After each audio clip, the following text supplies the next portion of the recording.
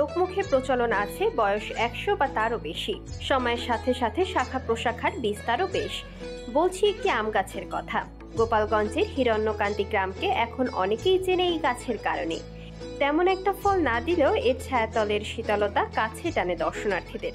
হিরণ্যকান্দি গ্রাম আবহমান বাংলার 8-10টা গ্রামের মতো মনে হলেও একে আলাদা করেছে একটি গাছ। পোশাকি নাম আম গাছ হলেও এমন বিচিত্র আকারের আম গাছ খুব কম মানুষই হয়তো দেখেছে আগে। ডালপালা ছড়িয়ে 57% জমির উপর বিস্তৃত এই গাছটি। গোপালগঞ্জ সদর থেকে 40 কিলোমিটার দূরে হিরণ্যকান্দি গ্রামকে আলাদা পরিচিতি দিয়েছে গাছটি।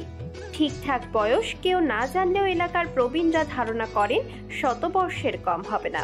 এই গ্রামেরই 3 ভাইয়ের মালিকানার জমির ওপর বেড়ে ওঠা এই গাছটি খুব একটা ফল দেয় না, কিন্তু এর ছায়াতলের শীতলতা কাছে টানে দর্শনার্থীদের। সারা বছরই মানুষের আনাগোনা থাকলেও বিশেষ দিনগুলোতে ভিড় আরও বাড়ে শুধুমাত্র গাছটিকে দেখার জন্য। দর্শনার্থীদের সুবিধার জন্য 2 বছর আগে গোপালগঞ্জ জেলা প্রশাসনের পক্ষ থেকে পাকা রাস্তা নির্মাণ করে দেওয়া হয়। আর প্রশাসনের পক্ষ থেকে আম গাছটিকে ঘিরে দর্শনার্থীদের সুযোগ সুবিধা বাড়ানোর জন্য আরও পদক্ষেপ নেওয়ার কথা জানালেন জেলা প্রশাসক।